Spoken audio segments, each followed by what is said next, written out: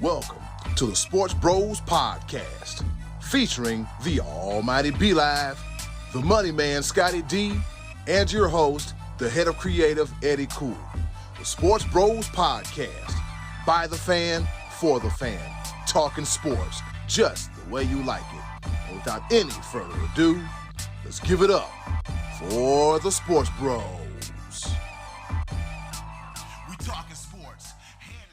Sometimes in life, you gotta play in pain.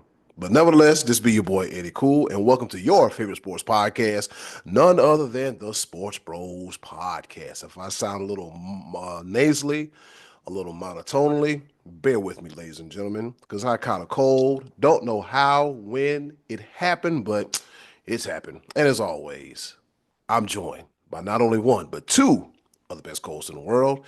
Introducing first, coming to you live from Fayetteville, North Carolina, he is the almighty B-Live. What's happening? What's going on in the world today? I am a little bit under the weather myself. I think it's just really... I've been doing a lot of yelling and screaming. We'll get into that in just a little bit. But, man, what a weekend. The field is set. We're going to talk about it. We're going to argue. We're going to say what we got to say. But, man, oh, man, I'm okay with it. I'm all right. Go ahead and introduce the other guy, you know what I'm saying? Substitute teacher galore. My man is a Swiss Army knife when it comes to the school system there in Washington. You know what, Eddy, cool, that's your part. Yeah, okay, my bad. You introduced him. Ladies and gentlemen, just to let you know, Taysom Hill ain't got nothing. Nothing. Not a ting, if you will. Because the man I'm about to introduce, he is the one, the only, the pride of Washington, Pennsylvania, the Swiss Army knife. He does it all. He does everything. Works at a gym, teaches school. What you call that kid, Scott? Hey, listen here. Look at here. Freckles, buttons, whatever you call bow tie. Yeah, listen here, bow tie. Bow tie. He is the one, the only, the money man, Scottie D. Santa Claus is coming to town. Wow. And when I say to town, I'm talking about New York, because Santa has put a big old wad of cash in Juan Soto's stocking. Ooh. Are you kidding me? It's a lot of money. Are you kidding me with that contract? Guys, we are probably at this point we're in reaching distance. We're probably within 5 years, 10 tops of seeing the first $1 billion contract in sports. That is absurd. We knew Shohei Ohtani's by yearly value, Shohei's contract is still more, but the dollar value, 15 years, $765 million. That is absolutely insane. That's absurd. That's an absurd contract. Let's be honest. That's an absurd contract. I know Soto's a young guy. What is he, 26 years old? Yeah. But that means you're paying this guy until he's 41. 15 years. A lot of players don't totally play 15 years. That's longer than a lot of Major League Baseball's players' career lasts. And you're oh my goodness, this is insane. These contracts, these Major League owners, I know that you're not allowed to collude, so to speak, but these guys they're going to run each other out of business, because they're going to be paying all of their money to the Shoheis and Sotos and Judges of the world. Judges' contract, I don't even remember what it was now, but it's tame, because it's not this. It's not this. 15 years, $765 million. That's ridiculous. Oh, I had to look it up because I had an immediate question. I guess the Mets ain't doing that deferred money anymore. No deferred money. They're not doing a Bobby Bonilla contract anymore. Well, yeah, they just keep kicking that rock down the road. I mean, yep. Bobby Bell will still be getting paid long after Soto's been gone. Bobby Bell's got $1 million coming every 4th of July for life. Something crazy. This is complete insanity here, though. That's absurd. Anyway, jumped into the winter meetings. Didn't mean to do that because it was a big weekend for football, and it was really this was college football's weekend more than anything else, I think. So, Eddy, cool. Let's talk about it. All right, so let's go ahead and hop into it, shall we? Let's go ahead and hop right into it. The top of the order. All right, let's get this thing started. Here it is, the top of the order. All right, as the money man Scottie D mentioned, other than Juan Soto's outrageous contract, and I'm saying to myself, 10 years ago, this dude was 16 years old. And if you would have told him, hey, you're going to sign a $700 million contract, he probably thought you was off your rocker, just like the rest of us. But when baseball comes around, we'll bring Hunter and we'll talk about all that fun stuff. But as Scottie D mentioned, this weekend was all about college football. This weekend was all about conference championships. And this weekend was all about the college football playoffs. With that being said, I posed a question via Scottie D, and it says, what are your general thoughts on this past weekend in college football, the championship games, and the playoff selections? We got any thoughts, opinions, objections? Scottie D, I'll start with you first. Let's start with Beeline. I know he's probably probably like sitting on a grenade over there waiting to just explode with this stuff. So go ahead. I'm going to defer. Beeline, go off. Well, as you know, I want to start first in a different direction. I want to send my condolences to our very own Hall of Famer, Uncle Max. See, what happened was with Clemson's narrow victory over SMU, the committee was in a pickle to choose a conference championship losing team with 2 losses, or to choose a team that did not make it to their conference championship but has a stronger resume, but they have 3 losses, and that would be Alabama. When it started in the first quarter and Clemson was up 21-0, or was 21-7, one of the two. I think they may have scored a touchdown in between that, but we scored 3 touchdowns really, really quickly. Fumble, recovery, touchdown, all the things was going Clemson's way. Even the committee chairman admitted that when the way Clemson started and the way SMU did not start, that SMU might get left out because they were not who they thought they were. But as SMU crawled back and fought back and tied the game up, and thinking that the game was going to go into overtime, SMU kicked the ball off to Clemson, and Myrtle Beach's very own, Grandstand's very own Adam Randall returned it for 42 yards, putting Clemson in position. A 14-yard pass later got him into field goal position. And Nate Hauser, 56-yarder, longest kick of his life to seal the victory for Clemson. Very close game, et cetera, et cetera. I was losing my absolute mind because my nerves were bad. Feeling good for a minute, my nerves were bad. But the committee had to decide SMU or Alabama. And I believe ultimately they got the choice correct. No team should ever be punished for making it to their conference championship game. And then, they shouldn't be punished, especially by a team that didn't make it to their conference championship. Resume, no resume is the way college football is set up. And so I think they got it right. Alabama, you shouldn't have lost 24-3 to Oklahoma. That doomed you. Shouldn't have lost to Vanderbilt. That's the one that killed them. Well, here's the thing. Okay, now I'm going to say this. That this is something that does need to change in college football. Your brand, your name should not deter what actually happens on the field.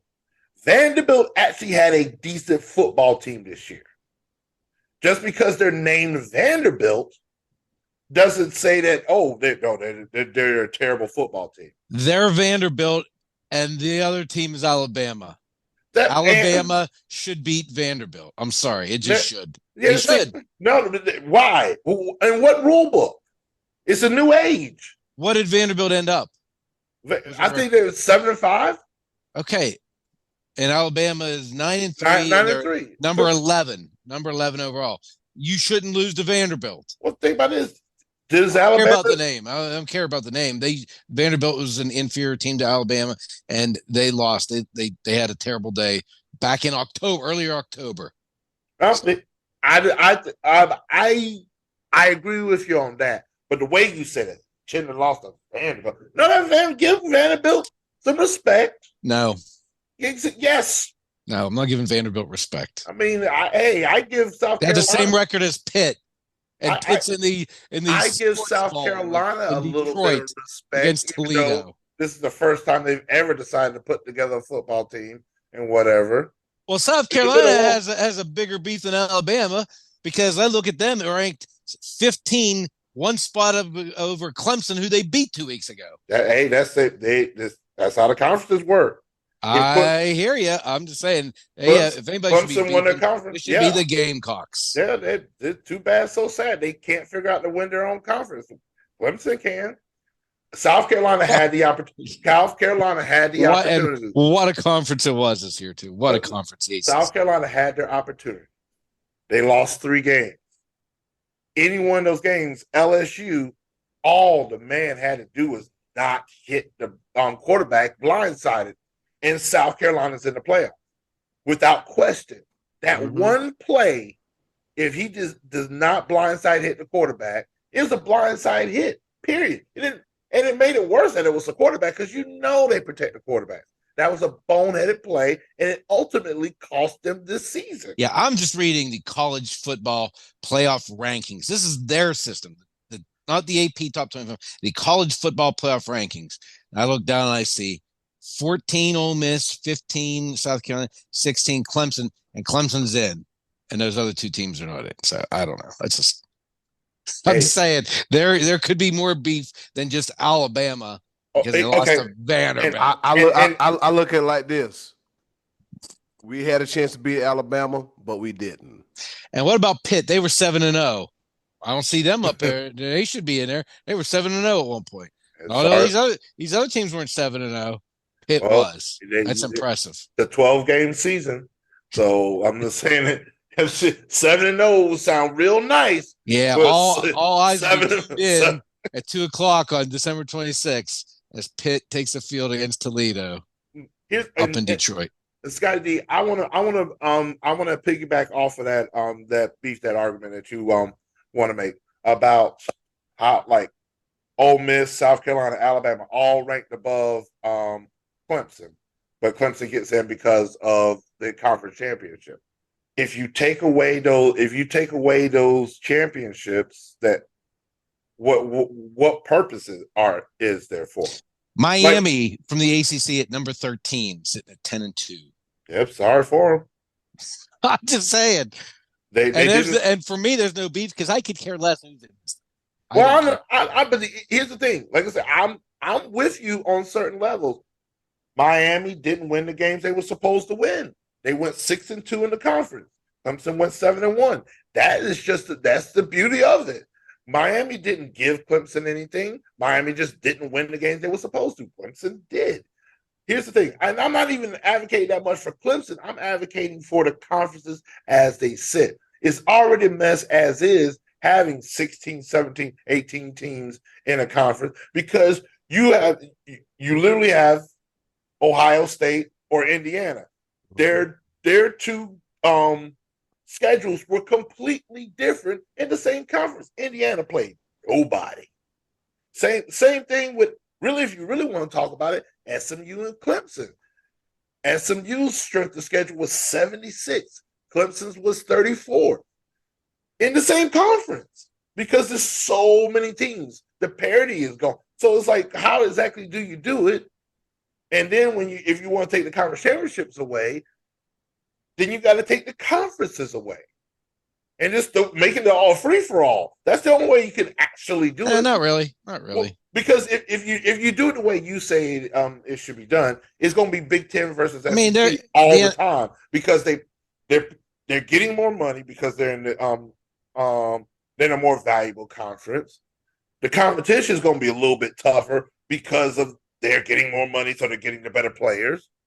You're going to turn it into a 32-team league, and it's going to be a hot mess. You're going to exclude half of your Power Four schools because conference alignment. Honestly, I don't care. The biggest story to me of the whole weekend is that Bill Belichick is going to go. He's seeking out to see if Brady has any years of eligibility left, so he can go and play for him at North Carolina. They fire. They fired an old guy to hire somebody. They got rid of one old guy to get another old guy in, but this old guy has 6 Super Bowl rings. Okay. Hear me out with this. Without Tom Brady, Bill Belichick was a shell of his former self. You could tell that the game had left him behind. Yep. And now you think he's going to do better at the college level? Man. I sure hope so, because I don't want him laying around waiting for a job offer when Jerry Jones starts going through his Rolodex. That's what I don't want. You know it's coming, Scottie D. I hope not. They're going to get rid of Mike McCarthy. We're going to record an episode of SportsBros Podcast, and the same reaction that you had when they hired Mike McCarthy, if they hired Bill Belichick, we just might get that again. So let's go ahead and look into some of these matchups here as far as it goes. Excuse me. Let me clear my throat. Of course, Boise State, Arizona State, Oregon, and Georgia, they all get buys as they're respectively 1, 2, 3, and 4. All right, first round Friday, we have number 10 Indiana at Notre Dame. And then Saturday, we got a full slate of games. SMU at Penn State, Clemson at Texas, Tennessee at Ohio State. So which of these games do we think is going to be we'll be live? We already know what you're going to say, that's out the way. So I think this is a test for Indiana. Are you for real or are you fugazi? I think that's going to be a real test. What say you, fellas? Yeah, that's a good call on that one because Notre Dame had that early slip up and then they've looked really good since. And they're going in as a 7.5-point favorite. So that is a big test for Indiana to see how for real they are. I'm obviously, that Clemson, Texas is intriguing. Texas is favored by 11. I'm looking forward to seeing this Tennessee Ohio State game.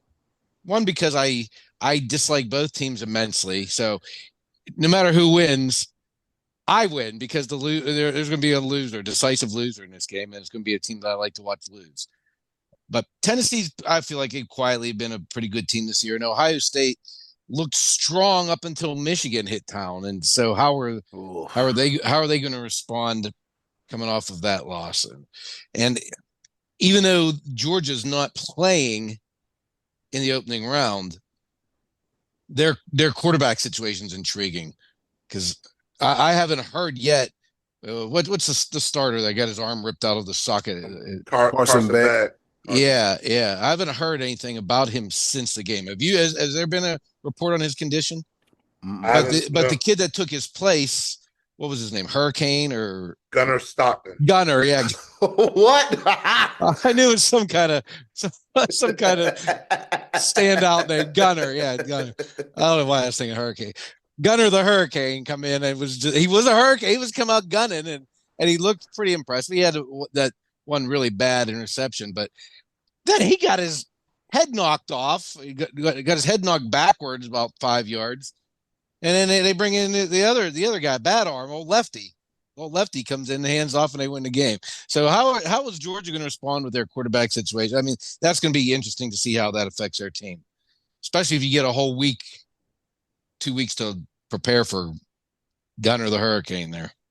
They actually get 3 weeks because of the bye. 3 weeks, okay, yeah. So they play on New Year's Day.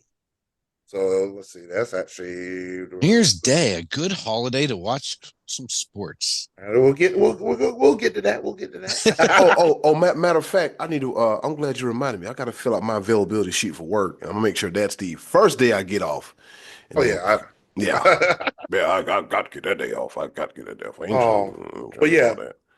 my intriguing game. I'm gonna play devil's advocate because I already spoke a lot about it.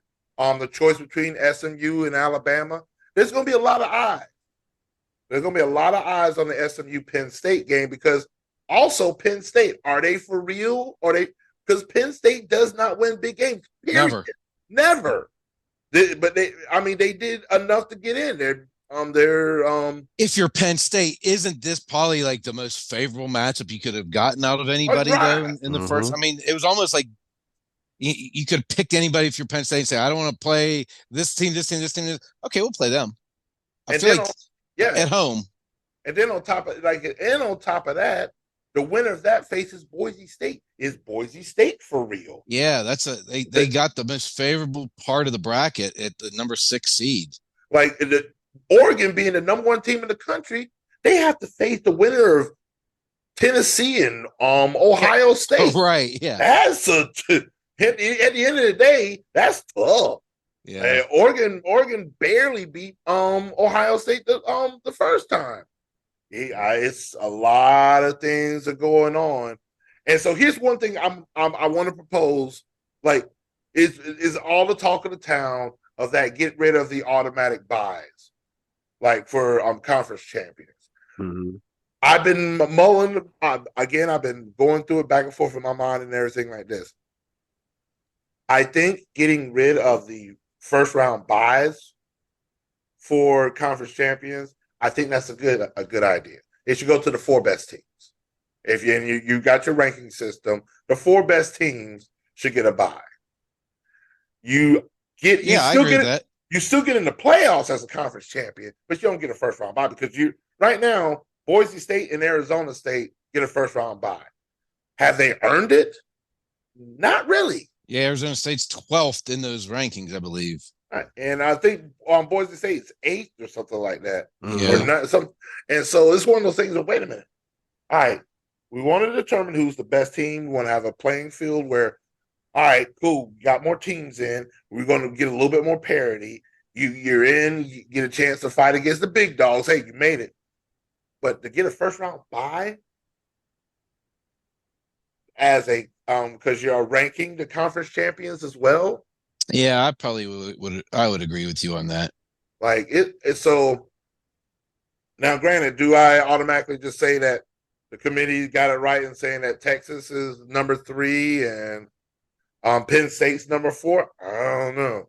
Because you're looking at that conference strength and et cetera, blah, blah, blah with that. But I guess that's always been the thing with college football anyway. Give the top 4 teams the bye, give the conference champions a way in, which they've done, and go from there. Well, let's see how it plays out. This is year 1 of this. Let's see how this all plays out. It's exciting because it's new and it's different. And next year, everyone's going to be playing for second place anyway once Belichick hits Chapel Hill. So, oh boy, here we go.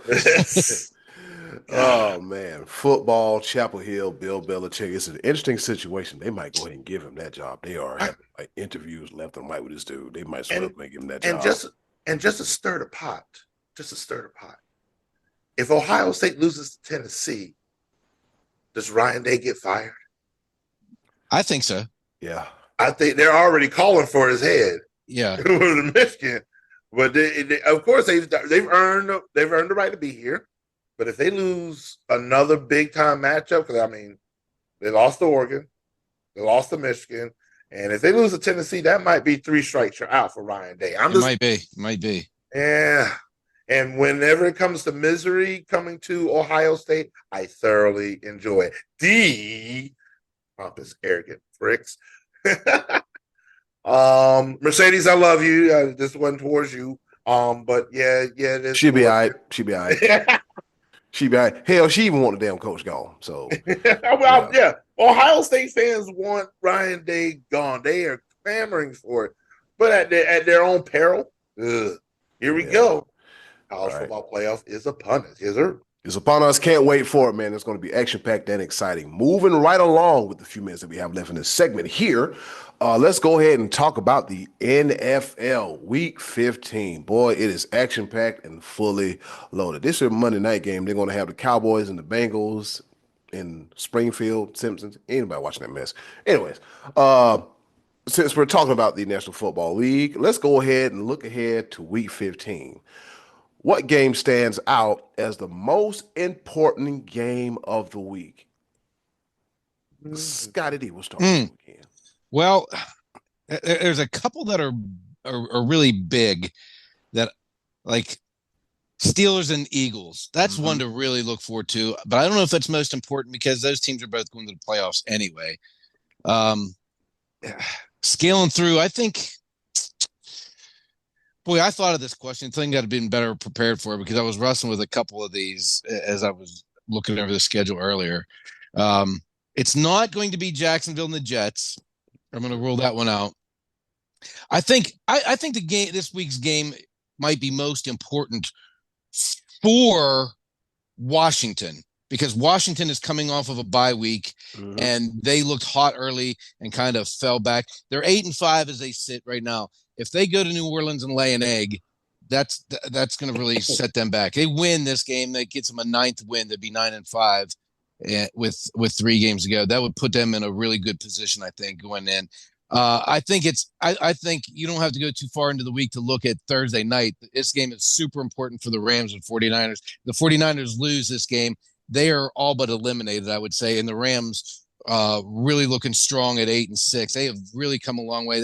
That game, let me just take a step back. That game against Buffalo the other night, this shows you why great coaches rise to the top. And no offense to Buffalo, McDermott. What's the hell's guy's name? McDermott. Sean McDermott. Yeah.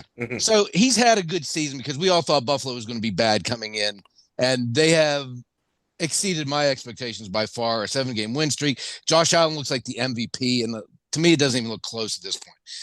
But when the game was on the line, and Buffalo had just scored, and the Rams are trying to put this game away, 4th and 5 at the 35-yard line, Sean McVay doesn't decide we're going to take the field goal and extend this and force Buffalo to score a touchdown and beat us. He knows that Buffalo is going to score a touchdown to beat them. So he goes for it, gets it, and then a couple plays later scored a touchdown to put him up, they missed the extra point, put him up by 9. Whereas when Buffalo has a chance on the goal line with all 3 timeouts to score, they run the ball and get snuffed out, have to use a timeout. Ultimately, they don't get the ball back after the touchdown because of using that timeout. The good coaches rise to the top. So I'm a little off track by that, but that was standing out to me in my mind about how even though Buffalo is really, really good, and I said that I thought a month ago they were the best team that possible out there to unseat Kansas City in the AFC this year, that kind of thing bothers me still, that little thing, whereas Sean McVay still to me is one of the premier coaches in the league, despite the Rams having been down the last couple of years. I think this game is very important to the Rams. They got to win this one. They cannot trip up against San Francisco, who at this point have nothing to lose. B-Live, who you got? I am going to highlight a couple things, and then I'm going to talk about the most important game. We got 2 heavy hitters coming up. When you speak of the aforementioned Buffalo Bills, they got to travel to Detroit and Motor City. Dan Campbell, who has the biggest set of kahunas I've ever seen in my life. Like, who goes for it? Oh, he went for it on 4th and something just to solidify that victory. Yeah. That's crazy to me. I'm like, get the points. What are you doing? He's like, no, not me. And then Jared Goff took a knee. It's like, that's crazy to me. Literally. Man. But hey, Detroit, that's what they're doing. And that's the reason why they're 12-1 right now. That's how he coaches all in. They are the best team in the NFL right now. Even though Kansas City keeps finding ways to, God Almighty, I have never seen a 12-1 team win this many games by 2 points. So close. God Almighty. It's crazy. But on top of that, Scottie D in your state is a heavy hitter. Steelers versus Eagles. Yeah. Man, all types of momentum are on the line with that game right there. But I highlight those two games. The one I think that's most important, though, is on the lower echelon of things. The Miami Dolphins versus the Houston Texans. Yeah. Houston is not as strong as we thought they were going to be this year. They could easily, if they lose this game to the Dolphins need this win, because if they don't win this, they're eliminated. They're pretty much eliminated too. Yeah. Texas lose this game, they're going to let the Colts sneak right back into it, and nothing's guaranteed. There's still 4 more games to go. Houston and the Colts have an important game against Denver. That's a really important. Absolutely. So those are 2 big ones. I definitely highlight the Miami Dolphins, but also the Colts Broncos. Colts need this win. And it feels like the Dolphins are better than 6 and 7 because they didn't have Tua for a handful of games, and since he's come back, they've been more of what we were expecting out of him. Right. So a momentum is key, and Miami could play their way right back into it.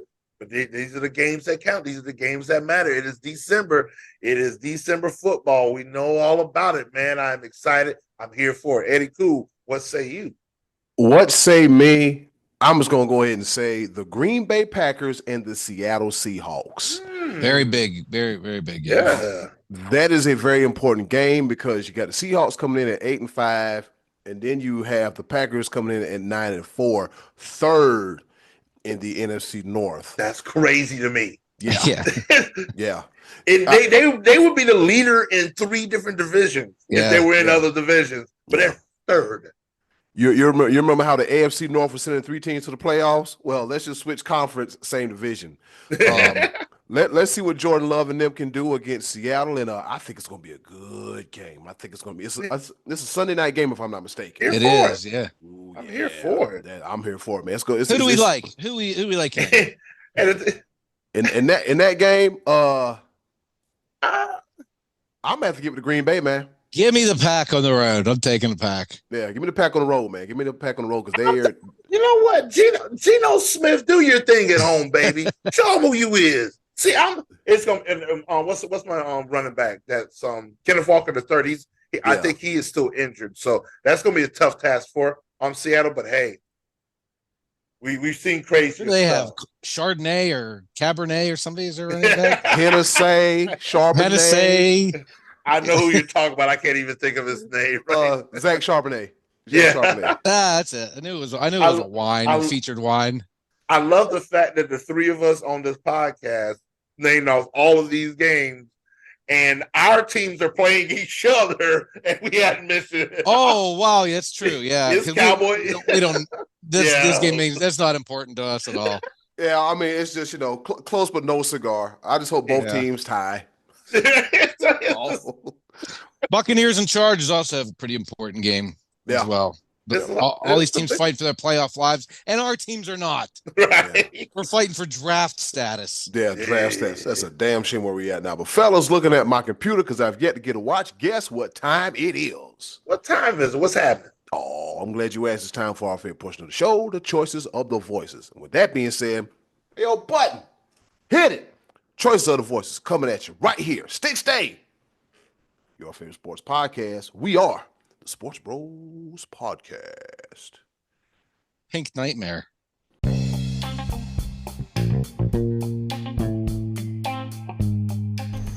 And now, our favorite part of the show, the choices of the voices.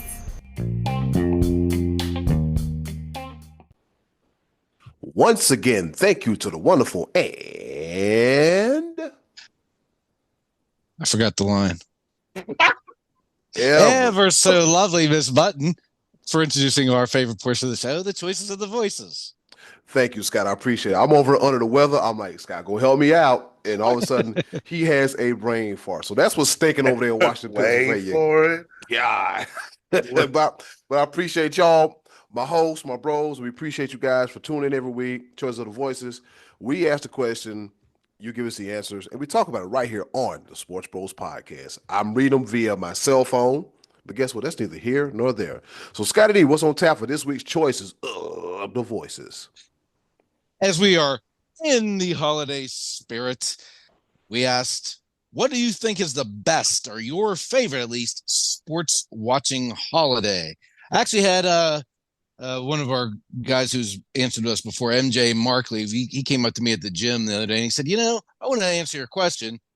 I think it has always been NFL on Thanksgiving, but now I kind of think it's NFL on Christmas. And I guess the new tradition begins of the NFL on Christmas.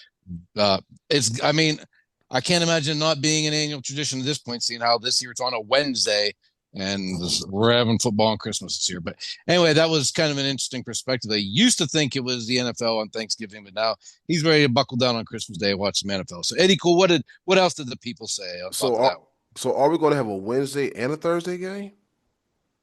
Oh yeah, I'm pretty sure. Oh, get that money, NFL. Great day in the morning. All right. Yeah, I know, right? It's just NBA's basketball is for Christmas, football. Anyways, that's what I always thought. Me too. All right, Tony Bogan, what's going on, TB? Tony Bogan, the hardest working videographer up here in Northeast Ohio. He was in Canton getting some great footage from this past weekend's state championships. Let's get into it. Tony Bogan says, the day before Memorial Day, 3 crown jewel races, including the F1 Grand Prix in Monaco, which will be June in 2026, sadly, the Indianapolis 500 in the afternoon, and the Coca-Cola 600 in the evening. Notable drivers, to compete in the Indy 500 and Coke 600 are the late John Andretti, Cup champions Tony Stewart, Kurt Busch, and Kyle Larson. Stewart is the only driver to compete in all 1,100 miles, doing so in 2021. I did not know that. Juan Pablo Montoya, 2001. Did I say 2021? 2001. I'm sorry, 2001. This is my first time doing this, guys. No, I'm joking. Juan Pablo Montoya and Max Papis are the only drivers who have competed in all 3 of these crown jewel races during their careers. I had no idea. Allow me to retort. Okay. Here we go. Uh-oh. Tony Bogan. Uh-oh. Eddie Cool doesn't feel good. And you write this long, non-sports paragraph.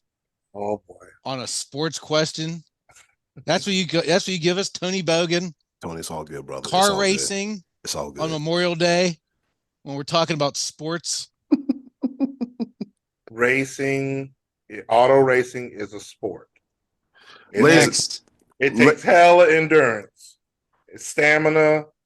Have you? I want you to point out a fat auto driver.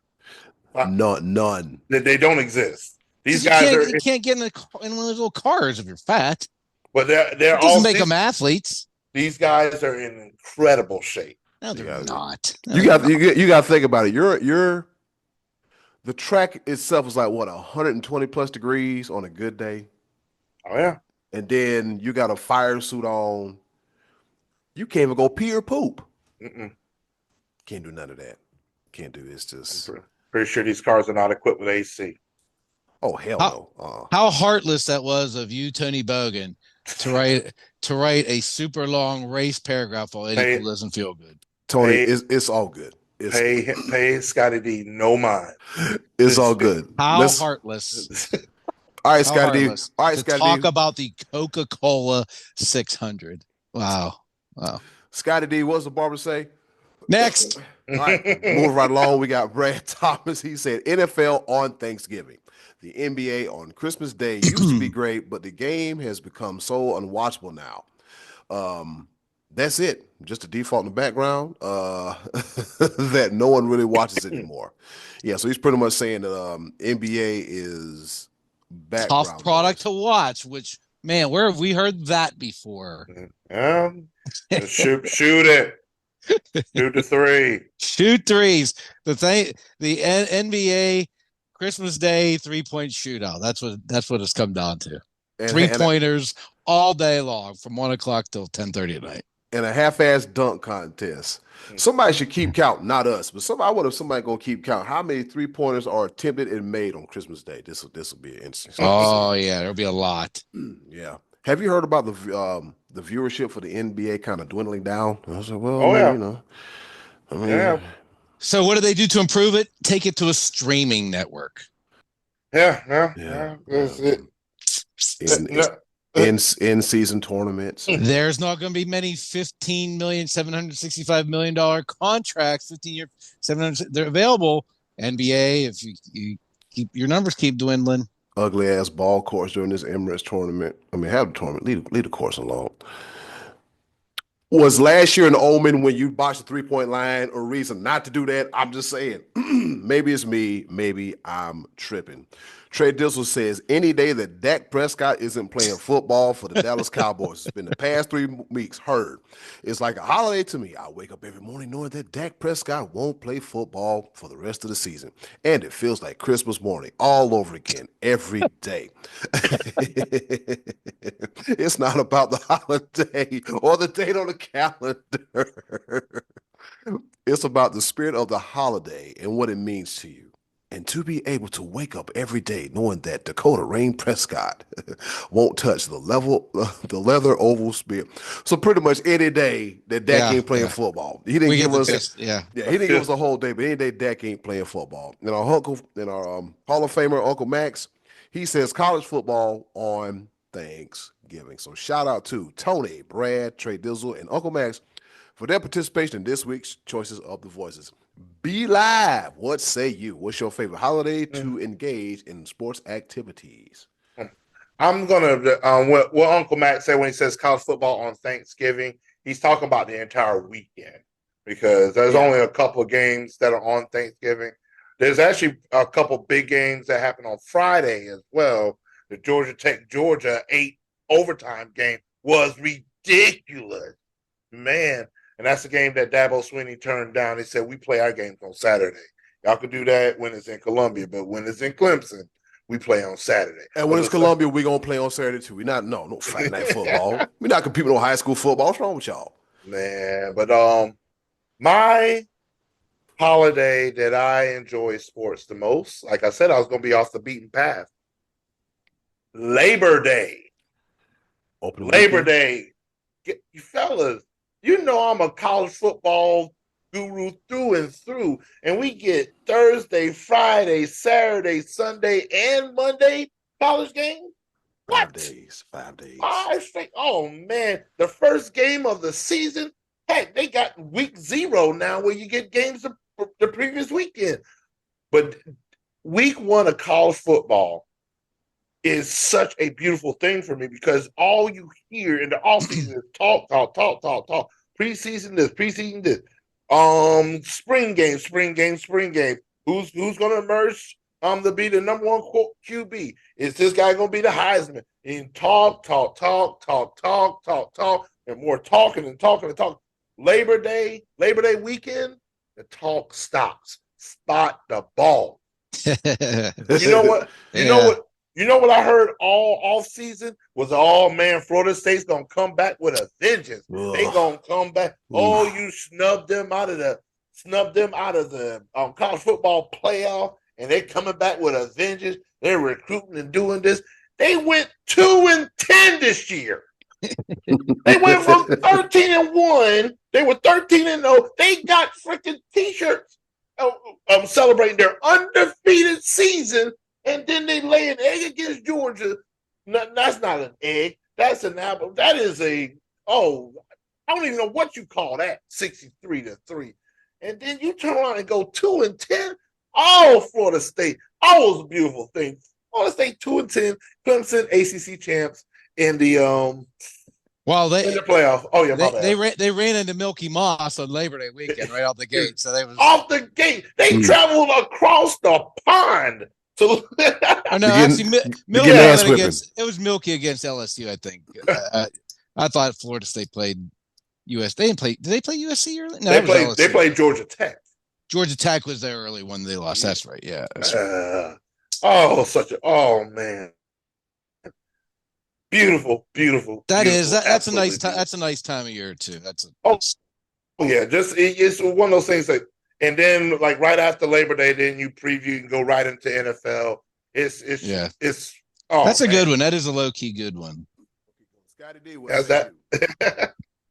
Well, for me, it's it's almost a no-brainer to say Thanksgiving just because I'm with my family and I'm with my dad watching the Cowboys. This year obviously wasn't quite the same because the Cowboys have been terrible, but that it's hard for me not to say that one. I will also say I think that at this point, Super Bowl Sunday should be declared a legal American holiday because it doesn't feel like a holiday. Yes. Super Bowl Sunday feels like a holiday to me.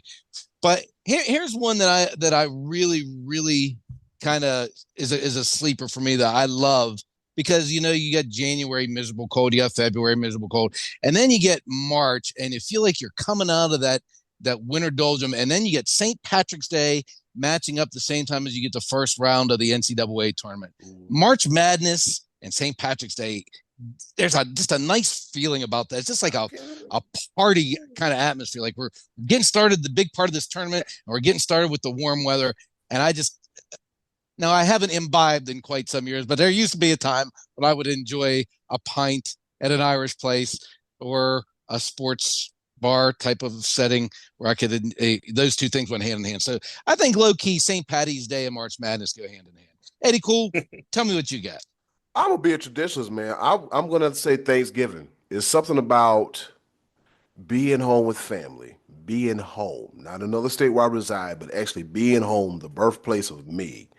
You got that and just the different smells of food being all in the house, the spread being laid out, and eating probably at halftime when you got the Lions and whoever playing on TV, and after that you got the Cowboys and whoever, and then you got the late game. It's just something about it's just something about gathering with family and sitting around the table and then migrating from the table to the living room. Somebody falls asleep. Somebody falls asleep. Shenanigans happen. They get stuff. Their forehead turns into a Jenga stack. Be not even know what I'm talking about. And it's just something about that time of the year, man. And people stopping by and watching the game, and people like, "Oh, your Cowboys playing. I don't know why you're staying here for. You might as well go home because they're bad this year." But it's just something about being home and just that day. That weekend is nice, but it's just that day. I mean, you get 3 Thursday games when you usually get one. So it's like a home type of feeling. It always feels like a comfort, almost a comforting thing to have that day be the same every year. Always Lions early, always Cowboys late. It's been that way for decades now. I mean, it's a beautiful thing on Thanksgiving where you get to see America's team play every Thanksgiving, the Detroit Lions. Yeah. I mean, you love it. You absolutely. Dallas don't get that. They don't get that from me anymore. They are not America's team. But how many years was the Lions game used to prep? It was just on in the background. Yeah. I mean, you had a couple years of Barry Sanders running around on TV and maybe a couple good Calvin Johnson games. But the Lions game, that's a long day of just prepping and trying to eat and then watching the Cowboys. Let's see. You got the stretch of time between the 0-16 team, the few years they were good, the bad years, and then the bounce back years that began a couple years ago. That's an ever changing scale, but yeah. And they almost blew it on Thanksgiving this year. Detroit needs to win some Thanksgiving games. Now that they're good, that can't be the day you slip up. No. That got to be a day you hold serve at home. In a division game against the Bears, yeah, their fan base deserves some Thanksgiving wins here, and a couple of them in a row. Yeah, they really do. All right, Scottie D, what's on tap for next week's choices of the voices? All right, so there's a long list I'm not going to read to you, but that I will put online. So we are starting to get into the time of year where the NFL is announcing their next Hall of Fame candidates. There's a list of 25 out right now that is going to go down to 15, and then they will choose from the 15. So I'm going to put this list up and tell you to pick your 5 for our next week. 5 guys you think off this list should be inducted into the Hall of Fame this year. And I will tell you that there are some new ones. Marshall Yanda, who was an offensive lineman for the Ravens, Adam Vinatieri, Terrell Suggs, Eli Manning, and 2 guys you're familiar, or at least a guy you're familiar with, Luke Kuechly is on that list this year as the first time, and Earl Thomas also the first time. Steve Smith is on this ballot. Fred Taylor, Hines Ward. So there's a lot of guys that eventually, I would say most of this list will go in at some point. Sometimes you got to wait your turn. Like there's always a logjam receiver. Torrey Holt's on this list.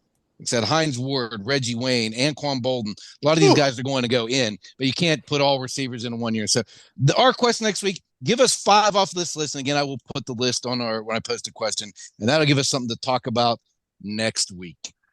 Yeah, damn, fellas, think about it. We're at the point now we're talking about Luke Kuechly, Steve Smith, Fred Taylor, all eligible for the Hall of Fame. Right? Yeah. That's where we're at now in life, fellas. That's where we're at in life now, fellas. Once again, that's been another edition of the Choice of the Voices. Coming up next, be live, get to grabbing it, grab that pepper grinder, and don't sneeze, baby. Keep your boogers to yourself. I got my own. Around the Pepper coming at you right here on Sports Bros Podcast.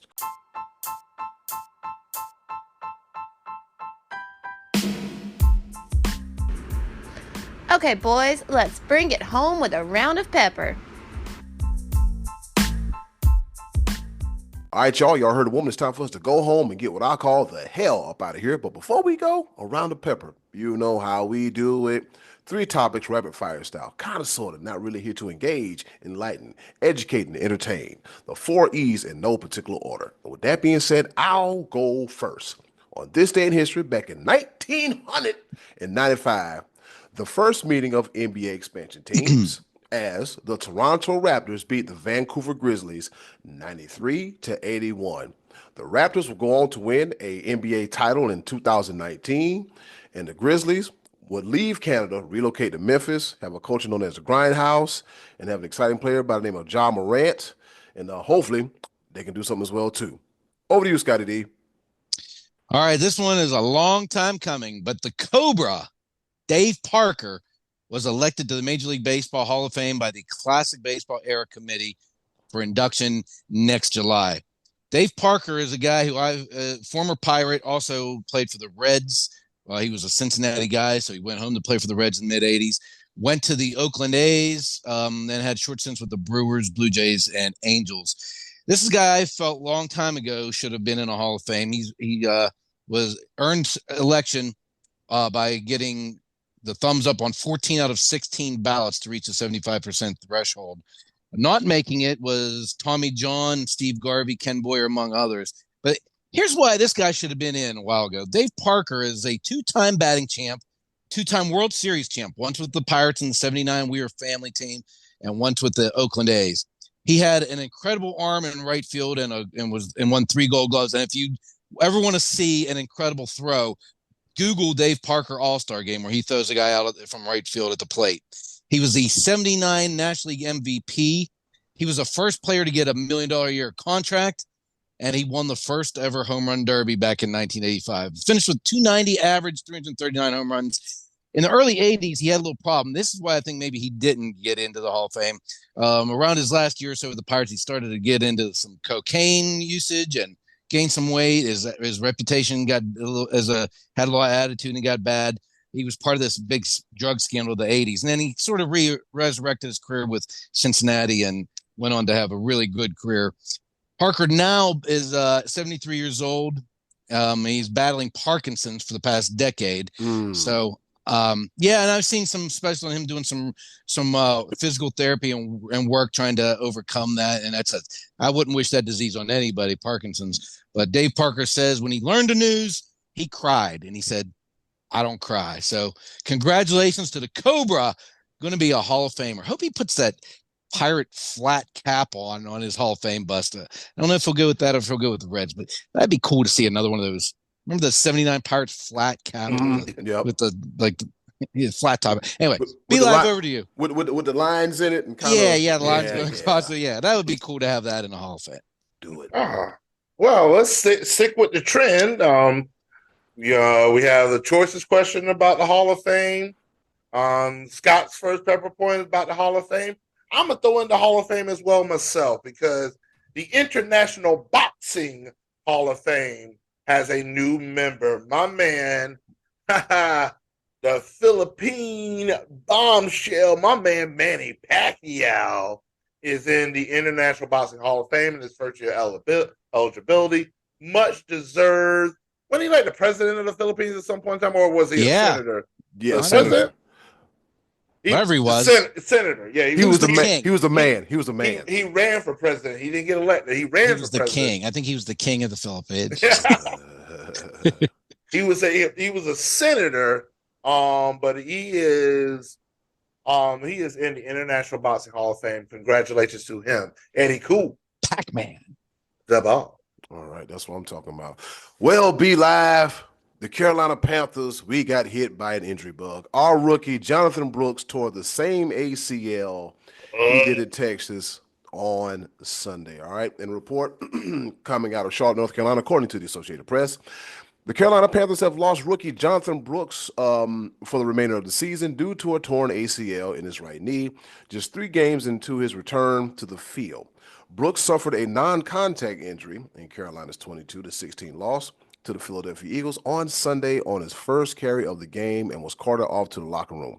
Panthers coach Dave Canellis said Brooks will have surgery in the coming weeks, adding that the running back is really crushed and discouraged over the second major injury to his knee in 13 months. Brooks first tore his ACL in November 2023 while playing for Texas, requiring surgery and causing his draft stock to drop in the NFL draft. You hate to see it happen. And the Panthers are not the same team as they were at the beginning of the season. I see room for improvement, and so he was supposed to be like that. Now with Chuba Hubbard coming in the form and everything like that, we were about to have that 2-headed monster. But that was always a concern. That's why he dropped in driving. When we picked him up, I was like, okay, because dude was bad. The dude is.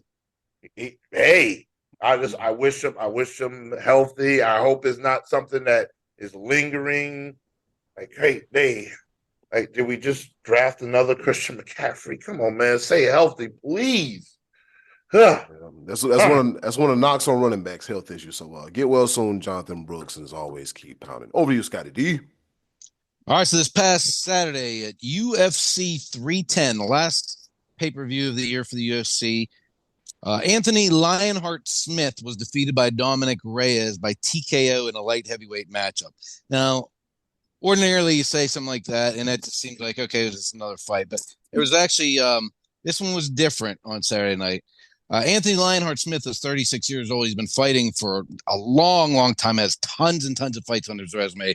But 3 weeks ago, his coach and longtime close friend, Scott Morton, suddenly passed away. I have not heard the nature of this man's death, but Smith was in no emotional state to be in the cage. He was in the cage first, and as Reyes was coming up, you could see Smith was like tearing up. He was very emotional because this happened just a few weeks ago, and the first round was fairly competitive, and then late in the first round, Smith just basically stopped fighting. He dropped his hands down, and Reyes actually said Smith was telling him, punch me in the face. And he obliged. He just kept hitting him to the round end. Then in the second round, Smith shoots and grabs a leg and would not let go of that leg no matter how many times he took elbows on top of his head and how many times he got punched. And finally, he just beat him to the ground, and he was kind of in that turtled up position, and the referee stopped the fight. And it was hard to watch a guy who was been so good and been so competitive basically have an emotional breakdown. At one point, it actually reminded you guys remember when Oliver McCall knocked Lennox loose into the middle of the next week, and then in the rematch, he just stood in the ring and cried and wouldn't defend himself, and Lennox won the title back from him. But it was hard to watch a guy going through such emotional distress where he probably shouldn't have been in the cage. But when Joe Rogan asked him after the fight if that was it, he said, I don't know, probably. He said, I just don't know that I can do this without Scott anymore. And that was a difficult interview to watch as well. So Anthony Lionheart Smith has put everything he had into the cage. Condolences on the loss of his friend, and good luck to whatever he does. He does a great radio show on XM Radio talking about UFC and mixed martial arts. So he's got a career ahead of him, but that was a tough night for the Lionheart. Be Live, over to you. And you hate to see that happen. I second Pepper Point. I mentioned earlier in the program where we were talking about Juan Soto's new contract, $765 million. And I mentioned that none of it is deferred. Well, there's a reason behind that. When it comes to the New York Mets, because they owe $137 million in deferred payments still to this day. The Boston Red Sox, they owe $130.5 million in deferred payments. But the reason why I mention that is that a couple weeks ago, this team signed a player to a 9-figure contract, and a lot of that money is deferred. I'm going to name the names, and you're going to understand why that I mention it, and then I'll come back to the real point of the matter. Okay. Players like J.D. Martinez, Teoscar Hernandez, Tommy Edman, Will Smith, Mookie Betts, Freddie Freeman, the newly signed Blake Snell, and of course, Ohtani Shohei. That dude. The Los Angeles Dodgers now owe over $1 billion in deferred payment. They owe over $1 billion in deferred payments all the way out to 2046. Who is doing the books over there? This can't be legal.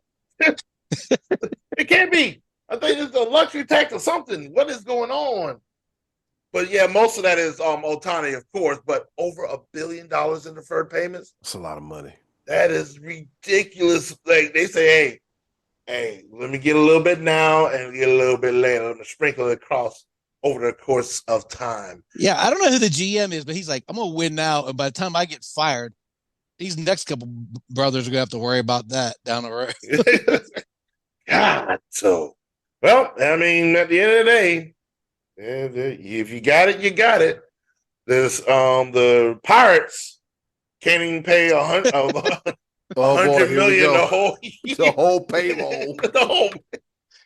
These guys are paying people well. Sign Paul Skeens now. Sign him now. You better. Right now, this winter, sign Paul Skeens. Yeah. Eddie Cool. The ball. Because if you don't, it's anyways. All right. Before the Dodgers give him $1 billion contract due in 2050. Jesus Christ. Oh man, shout out to Paul Skeens, man. And baseball, get it together. I want to give a big shout out to the Avon Eagles. They are the new Division II state champions here in the state of Ohio, and they pretty much ran the table. They have gone 16-0. All right, 16-0, and they also have key wins in the playoffs against the Wadsworth Grizzlies, Medina Highland Hornets, and the adversary, the hump that they couldn't get over for the last 7 years, the Archbishop Hoban Knights. They beat them 35-10. And the conclusion, state championship game down in Canton, Ohio on a Thursday night. It was cold and snowy, good old cold, snowy Ohio-style football. And they beat the Anderson Raptors out of the Cincinnati area 20-13 to capture their first ever football state championship. Congratulations, fellas. It's been a pleasure covering you at the Lorain County Sports Network. We have two of their games on our video live stream against the Amherst Steel Comets and against the Glenville Tar Blooders. And that Glenville Tar Blooders game, it was an instant classic. Tar Blooders? Yeah, Tar Blooders. Blood, B-L-O-O-D? Yeah, Tar Blooders. Tar Blooders. I don't know what I don't know what it is, but I mean, you know, if they like it, I love it. And yeah, well, there's your assignment for next week. Yeah, find out what a Tar Blooder is. Glenville, and they beat Glenville by 13-12. I told people, I said, if they beat Glenville and they get past Archbishop Hoban, all they got to do is take care of business. So shout out to the Avon Eagles. Over to you, Scottie D. Can't really make fun of the Tar Blooders too much. My school is the Trinity Hillers. Amen. At least we know that's a hill. A Tar Blooder? Oh, no. Yeah, that's true. Yeah. All right. Speaking of OHIO, Chase Herbstreit has committed to Michigan. Oh my goodness, does that hurt? Yeah. What is going on? Kirk Herbstreit, big Buckeye, former Buckeye quarterback, His son is a senior at St. Xavier High School in Cincinnati, and he will not follow in Dad's footsteps. He is going to the enemy. He's going to Michigan. So actually, Chase it was the second quarterback to recently commit. Number one prospect Bryce Underwood is committed to go into Michigan. So Chase thinks so much of Michigan that he's willing to go and not be the guy. He's going to go to Michigan, skip all that Buckeye stuff. He got a brother named Zach who walked on as a tight end at Ohio State. He has two older brothers. You know where they walked on? Where? Clemson. They walked on at Clemson. Yep. But I just wanted to give a shout out to Kirk Herbstreit, who is going to be torn as those Buckeyes play the Wolverines in upcoming seasons. Be Live, over to you. He gonna change the locks when he come home. that is a Thanksgiving I want to be a part of. Oh, man. I want to be a fly on the wall. Oh, Yeah. baby. All right. Just a quick research before my third and final pepper point. A tar blooder was a railroad worker whose job was to smear hot tar on the railroad ties after they were laid to seal them and hold them in place. Okay. That's a tar blooder, just to let you know. Okay, it's a train track over here. Oh, all makes sense. Go ahead. Okay, it all makes sense. And it actually refers to the Glenville High School that you speak of. Like when I looked that up, like I guess that is unique to Cleveland, Glenville. All right. And what's a Hiller? I didn't look that up. I got nothing on that. A hill. Their mascot, Jack and Jill. All right. Went up the hill. I laugh at myself. Bad dad jokes. Watch out. Yeah. My third and final pepper point. Give a quick shout out to the Eastern Michigan Eagles. And I know why, but go ahead. I know it, but go ahead. And their newest signee, my man, Noah Kaniga. Oh, no. I'm glad that's your pepper point. Glad that didn't come across my desk. Nope. Oh, God. Nope. Here's the thing. Did you know that Noah Kaniga has a twin sister? I did not. Her name is Natalie Kaniga, and she actually signed on as a volleyball player to St. Mary of the Woods College. So there's where? St. Mary of the Woods. I love my third and final pepper points. My man Noah Kaniga. Oh Lord, I am not talking about that one. I love my monitor because I'm laughing too hard. St. Mary's, he said College of the Woods. What's the curriculum? Oh, don't ask me those questions. I don't know. Those things I don't know. Noah Kaniga, Eastern Michigan University, Natalie Kaniga. St. Mary's Woods. The Woods. And in closing. You gotta go. Oh, you know what? I'm sweating. Whatever this is in me, I'm pretty sure I've sweated it out of me or laughed it out of me. Ladies and gentlemen, it's been another episode of SportsBros Podcast. And in closing, do something nice for yourself. And if you can, do something nice for someone else. They're greatly appreciated now more than ever. Be a blessing, not a burden. This is the SportsBros Podcast. Be Live. What's the name of the college again? St. Mary of the Woods College. Look that up. All right, man, take us home. Yes, sir. It's a nigga in the woods.